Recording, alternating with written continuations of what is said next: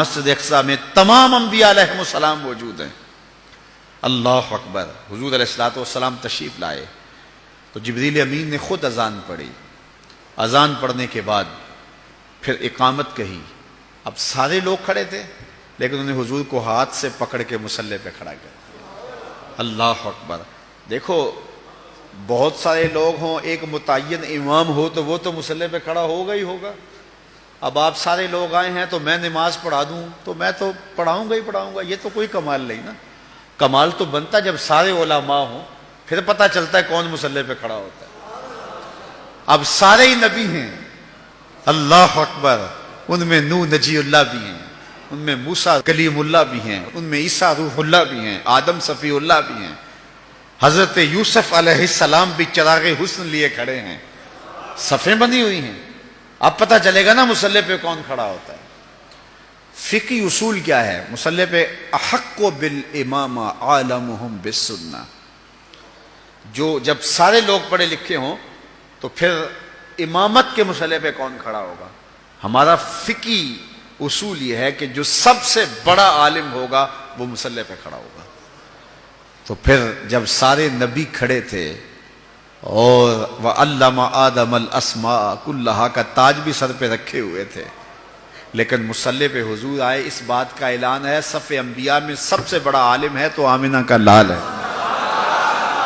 اچھا سارے اگر عالم ہوں تو پھر امامت کا حقدار کون ہوگا؟ ثم اورعہم، جو سب سے متقی زیادہ ہو وہ مصلی پہ کھڑا ہوگا۔ اللہ اکبر۔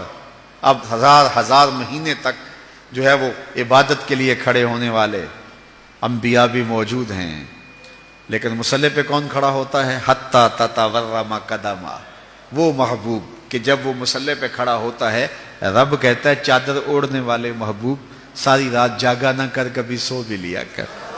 اس محبوب کو مصلی پہ کھڑا کر کیا جا رہا ہے۔ اچھا اگر سارے متقی ہوں تو پھر امامت کا حقدار کون ہوگا؟ ثم اقرأہم، جس کی قرات اچھی ہو، جو پڑھتا اچھا ہو۔ اب صف انبیاء میں حضرت داؤد علیہ السلام بھی موجود ہیں، کہتے ہیں جب پڑھتے تھے جانور رک جاتے تھے۔ اللہ اکبر۔ اللہ نے ان کو جو لہجہ دیا ہوا تھا، لیکن مصلی پہ حضور کو کھڑا کیا جا رہا ہے، اس لیے کہ حضرت ابو موسیٰ اشعری رضی اللہ تعالیٰ عنہ فرماتے ہیں فجر کی نماز تھی، حضور تھے، سورہ والضحیٰ کی تلاوت تھی، ابھی تک نشہ ہی نہیں اترتا۔ اچھا اگر سارے ہی قاری ہوں تو پھر امامت کا حقدار کون ہے؟ ثم احسنہم وجہا، جو سب سے سونا ہو وہ مصلی پہ آئے گا۔ اب یوسف بھی صفوں میں کھڑے ہیں علیہ السلام، انبیاء بھی صفوں میں کھڑے ہیں، وجیہ اللہ بھی صفوں میں کھڑے ہیں، ہر نبی اللہ کا سونا ہوا ہے، لیکن حضور مصلی پہ کھڑے ہیں۔ حضرت یوسف کو اعتراض نہیں ہوتا، وہ جانتے ہیں میں حسین ہوں تو یہ آسن ہے، میں جمیل ہوں تو یہ اجمل ہیں، میرا حسن ان کے حسن کا پرتاؤ ہے، تو اس لیے حضور مصلی پہ کھڑے ہیں۔ اچھا یہاں ایک بات اور بتاؤں گا اگر آپ کی توجہ ہو، یہ جو میں نے آپ کے سامنے ضابطہ بیان کیا ہے یہ استحبابی ضابطہ ہے، اس کے برعکس بھی ہو جائے تو نماز ہو جائے گی۔ بڑا سونا جمیل حسین پیچھے کھڑا ہو اور کالے رنگ کا جو ہے وہ نقوش بھی خوبصورت نہیں ہے آگے کھڑا ہو تو نماز ہو جائے گی، کوئی حرج نہیں ہے۔ اچھا قاری پیچھے کھڑا ہو، کم درجے کا قاری مصلی پہ کھڑا ہو، نماز ہو جائے گی۔ بڑا پڑھا لکھا عالم دین پیچھے کھڑا ہو، کم درجے کا عالم آگے کھڑا ہو، نماز پھر بھی ہو جائے گی۔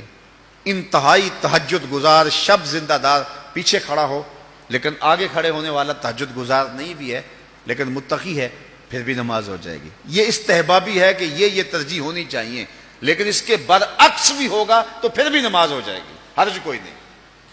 لیکن ایک وصف ایسا ہے، ایک ترجیح ایسی اگر وہ نہیں ہوگی تو نماز ہی نہیں ہوگی، اور وہ کیا ہے؟ جنسی تفوق۔ اس کی ایک مثال میں آپ کے سامنے رکھتا ہوں۔ ماں افضل ہے یا بیٹا؟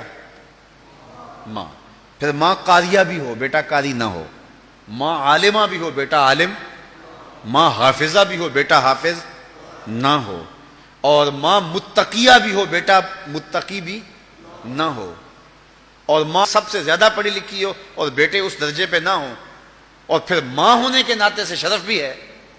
اب گھر میں بیٹے کوئی ماں کے پاؤں دبا رہا تھا، کوئی ماں کے کندھے دبا رہا تھا، کوئی ہاتھ چوم رہا تھا، چلتے چلتے اذان ہو گئی، باہر شدید بارش ہو رہی تھی، پروگرام بن گیا گھر میں نماز پڑھا لیں۔ مصلی پہ کون کھڑا ہوگا؟ ماں یا کوئی بیٹا؟ افضل کون ہے؟ ماں۔ قاریہ بڑی کون ہے؟ عالمہ بڑی کون ہے؟ لیکن پھر ماں کو مصلی پہ ہونا چاہیے۔ کیوں ماں مصلی پہ کھڑی نہیں ہوتی؟ ایک وصف ایسا ہے جو ماں میں نہیں، اور وہ کیا ہے؟ جنسی تفوق اس کو حاصل نہیں ہے۔ الرجال قوامون علی النساء، مردانہ پن زنانہ پن سے افضل ہے، رجولیت نسوانیت سے افضل ہے۔ تو رجل ہونا، مرد ہونا، مردانہ پن، یہ وہ وصف ہے جس نے ماں کو پیچھے کر دیا، بیٹے کو آگے کر دیا۔ عزت اپنی جگہ، سلوٹ اپنی جگہ، سلام اپنی جگہ، علم اپنی جگہ، زہد تقوی اپنی جگہ۔ بیٹے کہیں گے امی ہاتھ جڑے ہیں، تیرے پاؤں بھی چومتے ہیں، تیرے تلووں کا دہن بھی پیتے ہیں، لیکن یہ ہماری مجبوری ہے، مصلی پہ ہم نے جانا ہے، اس لیے کہ جنسی طور پہ فضیلت ہمیں حاصل ہے۔ میں کہتا ہوں سارے فضائل حضور کو حاصل تھے، سارے کمال حضور کو حاصل تھے، سارے نبی بھی پیچھے کھڑے ہو گئے، جبریل ہاتھ باندھ کے عرض کرتا حضور ساری عظمتیں اپنی جگہوں پہ، لیکن میری مجبوری ہے کہ میں نور ہوں اور آپ بشر ہیں، اس لیے مصلی پہ کھڑا ہونا میرا حق ہے، مجھے جنسی تفوق حاصل ہے، میری مجبوری ہے، ادب سے ہاتھ باندھ کے عرض کرتا ہوں آگے کھڑا ہونا میری مجبوری ہے۔ لیکن جبریل اقامت پڑھ کے پیچھے کھڑے ہو گئے، حضور کو آگے کھڑا کر کے اس بات کا اعلان کیا کہ وصفی اعتبار سے بھی حضور افضل ہیں، جنسی اعتبار سے بھی حضور ہیں۔